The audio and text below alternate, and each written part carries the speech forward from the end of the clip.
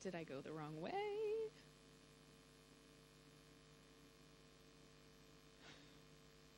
I lost my presentation. There we go.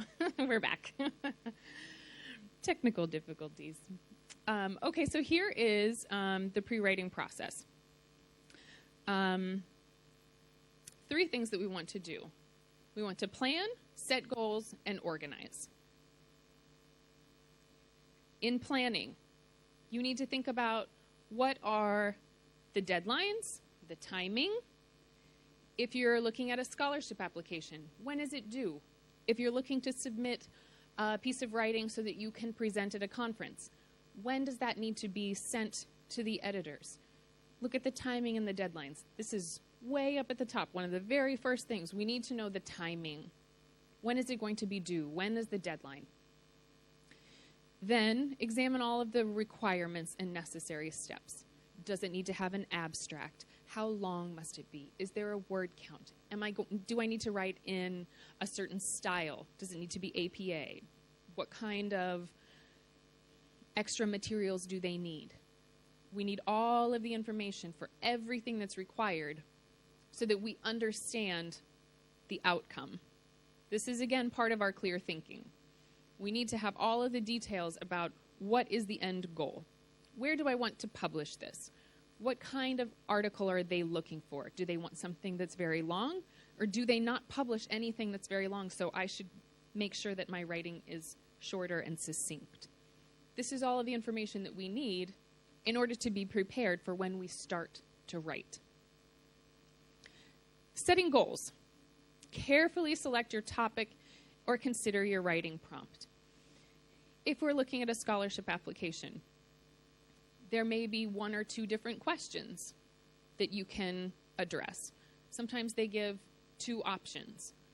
So you need to look at them both carefully, decide which one you're going to address, which one are you going to talk about. That would be maybe a writing prompt. If you're going to select a topic for a study, for research, we want to make sure that is it too general, or is it too broad, or is it too specific and too detailed? You need to make sure that if this is going to be a long piece, we don't want the topic very narrow. We want the topic the right size. If it's going to be a short article for a short publication, then we don't want the topic too broad, because we'll have too much to say, and it will make our job as a writer so much more difficult. So we want to make sure that our topic is the appropriate size for the writing that we're going to do. So set your goals carefully. Set your goals based on all of that information, on the prompt, on the deadlines, on the necessary required steps for the writing. Determine your purpose and audience. If this is for international publication, that will be different than if this is for a board of teachers at your school. If you are writing a dissertation, or if you're writing a thesis, these will all be different intended audiences and purposes. So consider this in your stages. Who are you writing for? Who will be reading it? What are you trying to tell those people? All of this is important information. Next, organize. Gather the information about your topic. This is easy to say, right? Gather information for your topic. In reality, we know, as members of academia, we know this is weeks. This is just weeks. Weeks and weeks and weeks of time just to gather the appropriate information from all of the sources, to wait for them to download, to get them all into one folder. This is a lot of preparation time. This is part of your writing process. This is part of it, because this is part of clear thinking. We cannot have clear thinking until we have done the appropriate research, until we have done the background reading, until we have read all of the literature. We're not prepared to write at all until we have gathered all of the information about the topic. Categorize, file, logically order the information. Again, this takes a great deal of time and study and care just to get everything organized the right way. And finally, we have make a roadmap for the writing. Once you have all the information, you have done your research, you've read the literature, You've done the research. You've gathered all of your documentation. You've done all of those parts. Then before you sit down to do the drafting, you still need some kind of road map. Where are we going? Where do we want this piece of writing to go? We know we have to have some kind of beginning, some kind of middle, some kind of end. How are we going to get there? What is the path that we will take? This will help you when you sit down to look at that blank page. You open up that Word document. If you have a roadmap, then you already know generally where we're headed. Maybe you will take a little side turn when you actually write. This is okay. But you know where you're going to start, and you know where you're going to finish, and generally what's going to happen in the middle. But it gives you some sense of peace that, okay, I have a general plan. I know kind of what's going to happen. This is not too scary. This is not too difficult. I can sit down. I can start typing. So this is an important step, too, to have this roadmap in hand before you begin writing. Okay, and then you're halfway done. If you remember that graphic with the yellow and the green, once you have that yellow part all done, you're almost halfway there. So again, you're opening up that Word document for the first time, and the truth is, you're halfway done before you even begin to write. Yeah? The hard part was doing your research. The hard part was doing the surveys, was transcribing all of those interviews. This was the difficult part. The preparation, the study, the research. This was the difficult part. Now, you have something to say, and the fun part is being able to express your own ideas. So you're halfway done once you get there. So remember this when you sit down to start writing and you think, oh, this is going to be very hard, I'm very stressed. You're halfway there. You've already done the difficult part.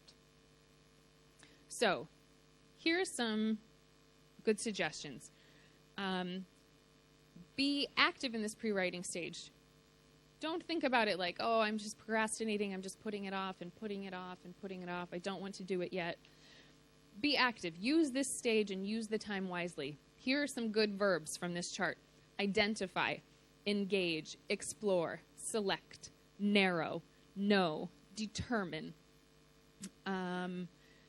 gather, title, locate, research, outline, confer with colleagues. All of these things are good actions that you can be doing in this pre-writing stage before you're ready to even sit down to write.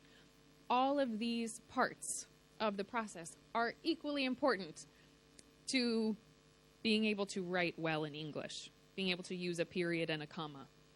These things are minimal in comparison to the amount of work and effort that you're going to in this pre-writing stage. So use that time actively. Make sure that you're organizing. Make sure that you are preparing so that when you sit down to write, this is not going to be a stressful time. Oh, let me go back 1 second to address, if you're a teacher, these are also great things to recommend to your students, right? All of these verbs, explore, research, confer with your colleagues, confer with your classmates, talk to other people about it, organize your notes, file things appropriately so that you are ready to go, color code your notes. Be active in this stage. Before you're even ready to write, be active and make steps forward so that you feel prepared. When you sit down, you have all of your notes. You have so much research. You have all of your resources. Everything's ready. You're prepared. This is great as a teacher, helping your students to get better at the writing process. This is an important tool to help them remember how to be active in this stage of writing in the process. Some more active ways to pre-write. Here are 3 different techniques that we can use in the pre-writing stages to just start beginning as we're starting to write. One is brainstorming and idea sharing. Another is clustering, webbing, and mind mapping. And the third is outlining and organizing. These are the 3 that we're going to practice today. There are many, many more. But these are 3 good ones just to get started and that we're going to try ourselves. Brainstorming and idea sharing. This is a technique. Many of you probably have done this before. How many people have done brainstorming? 1, 2, 3, 4. Yeah. This is a pretty common pre-writing technique where we sit with a group of people and everyone can share ideas. Just openly share. Every idea is a good idea. We don't make any commentary or negative remarks. Every idea is shared. Every idea is good. And then we collect all of the ideas together. And then later we go through them and say, which ones are the best? From all of the ideas we had, which ones are the best? Idea sharing is a slightly different take on this. A lot of the research on brainstorming showed that sometimes people would get intimidated in brainstorming sessions and would not want to share a good idea, or that sometimes when you have a group of people all together, one idea can lead to another idea, and that can lead to another idea, and that can lead to another idea, and then pretty soon we're so far away from where we started that the group has taken the brainstorming session to a whole different place. And so it does not always address the thing we started out trying to address. So another way that I find more useful than brainstorming is to do an idea sharing session where we present everyone the topic that we want to brainstorm, and then we give them time to think about it alone, on your own. Go home and think about this overnight. Go to the gym and go running, and let your brain just, think on this idea a little bit. But over the weekend, just let this idea just kind of simmer on the stovetop in your brain and just cook a little bit. And then when you come back on Monday, then we can all sit down and share our best ideas. So it gives you a little bit more time to think about it, and everyone can come at it in their own way instead of getting distracted by everyone else's thoughts or being too intimidated by the other people in the group to openly share. So it's 2 different ways to do the same thing. We are still gathering ideas from a large group of people and trying to address one problem or one topic.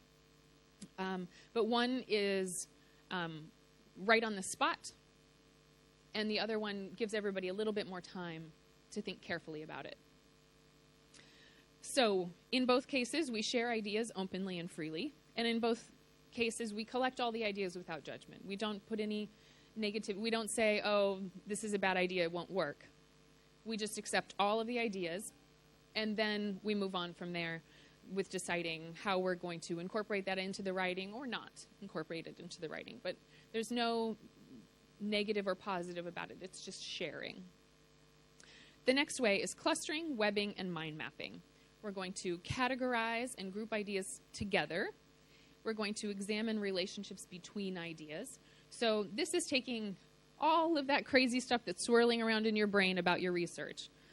And your brain is so full, you think it might explode any minute. And then you sit down and you try to group everything and say, okay, I have one set of ideas over here. I have another set of ideas over here. I have another set of ideas over here. How do these all connect? How do they fit together?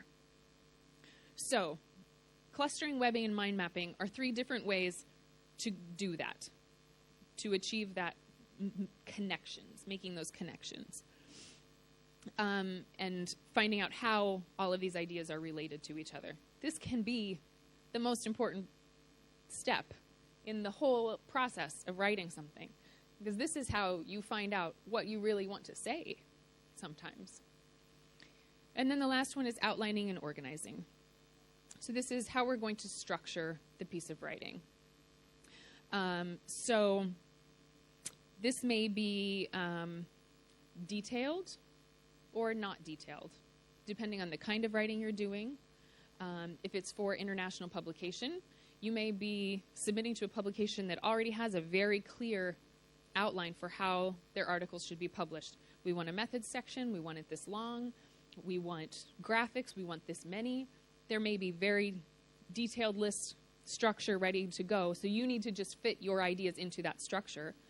Or you may be publishing something creatively in a creative journal where there is no structure. And so you need to decide, how am I going to reveal to the world my ideas? So you may be coming up with a structure on your own. Okay, so let's take a look. Brainstorming and idea sharing. Every idea counts. We can do this individually or with a group. I explained the differences between idea sharing. So here you can see a little visual representation. A lot of ideas on the wall, ready to go. No judgment. Here's an example of a mind map. This is a visual schematic, so we put the main idea in the center, and we look for relationships. We leave lots of space, make it nice and airy so you can see everything. And using capital letters helps some students sometimes concentrate on the main points, the main ideas. That's a nice trick. And draw it quickly. We don't need to spend a whole lot of time on this. You can outline this, sketch this. This is a thinking exercise. So no points for artistry. This is points for thinking, not points for artists. So a lot of space, draw it quickly.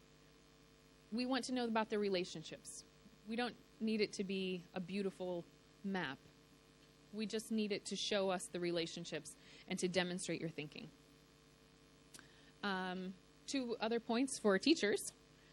This is a great memory aid. It helps students really to understand their own thinking, to understand the topic that they're looking at, and it helps them develop reasoning and remember how these things are related to one another, how they are grouped. So it's a great teacher tool as well. Clustering and webbing. Here are some that are very visually appealing. There are points for artistry on these. So we have clustering and webbing. It can be formal or informal. Here at the bottom we have one that's a little bit more formal, where we have a main topic, subtopics, and then subtopics beyond that. Or we can have it just very visual here, so that we're just trying to get a map of our own thinking and the things that we think are important. It can be free form, it can be formulaic. You're just trying to demonstrate the relationships and get what's in your head down on a piece of paper. Okay? Here are some demonstrations of organizing tactics for pre-writing. We can have physical organization, pre-writing organization. So let's talk about physical organization. So we have your basic outline, formal outlines. I'm sure you've seen these before in writing classes, where you start with your topic sentence, and then you have your supporting details. You may have examples below that. Each section should have a subsection. So we also have Venn diagrams, where you show 2 or 3 different topics, and then what is unique about the 2 topics and what do they share in the middle. We have hierarchical topical organizers, so that you can see what is the most important idea, what are the secondary ideas, what are the tertiary ideas below that. And then bubble topical organizers are very similar to the mind maps that we just looked at in the webbing. So for physical organization, we may have things that we need to do for pre-writing, such as filing our notes, transcribing interviews, storage and access. How are you storing your data? Do you have it backed up? This is something that I always harp on my students. You must back up your computers. You must back up your drives. Use a Google Drive, then save it to your computer, then put it on a flash drive, then put it on a CD and mail it to your mother. But always making sure that you have everything backed up, because this can be a lot of information and a lot of data. If you're looking at big research projects, this can be a lot of data, and if anything happens to your data, oh my gosh. Because remember, we're halfway through the writing stage, right? You're halfway there, and if you lose everything at this point, then you're back to the beginning. You're back to the beginning.